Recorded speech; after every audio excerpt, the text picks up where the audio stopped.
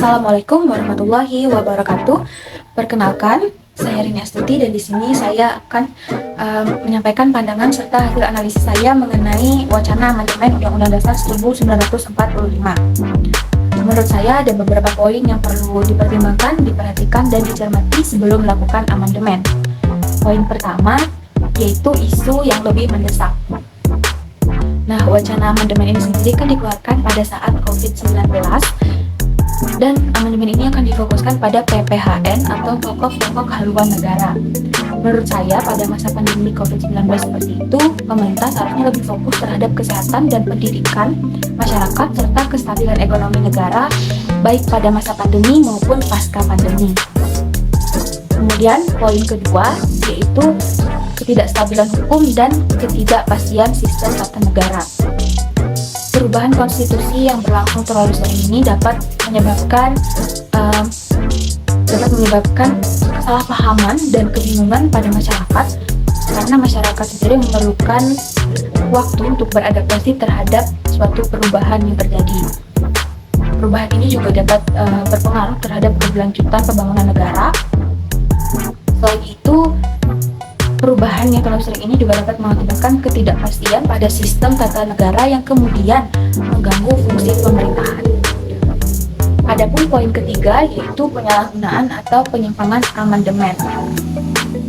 Adanya wacana amandemen ini bisa menjadi wadah untuk melakukan penyimpangan maupun penyalahgunaan pada pasal-pasal penting yang melindungi hak-hak rakyat.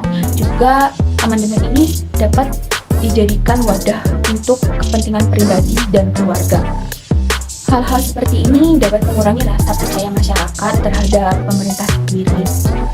Nah, menurut saya jika pemerintah tetap ingin melakukan amandemen Undang-Undang Dasar 1945, ada beberapa pendekatan yang bisa dilakukan, seperti yang pertama yaitu melibatkan masyarakat secara langsung dan melakukan transparansi dalam proses amandemen ini ya. Kemudian pemerintah juga harus melindungi dan menjamin hak-hak warga negara serta keberlanjutan sistem tata negara.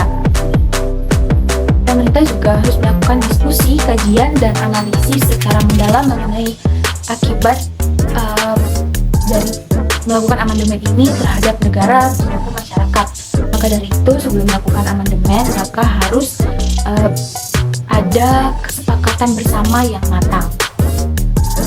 Nah, yang terakhir, pemerintah harus memberikan edukasi dan sosialisasi mengenai amandemen ini terhadap masyarakat luas.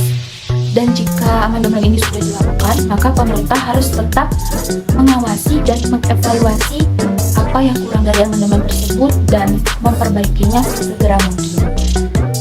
Demikian yang bisa saya sampaikan. Mohon maaf apabila ada kesalahan informasi maupun ucapan serta opini saya yang bisa saja menyinggung. Dan terima kasih telah memberikan waktu untuk menyimak opini dan juga hasil analisis saya. Terima kasih.